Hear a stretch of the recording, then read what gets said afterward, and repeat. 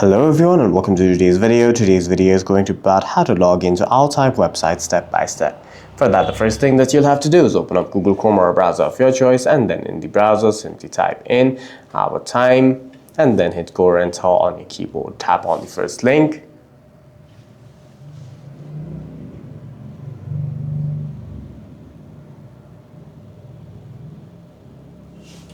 And then hit sign in at the top right of your screen.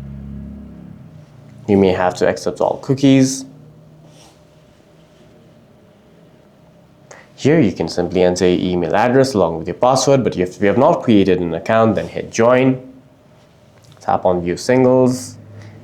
You need to select your Xender. You need to select the type that you're interested in. You need to enter your birthday and follow the rest of the on-screen instructions to set up your account on OurTime. For any further questions, please feel free to leave a comment down below.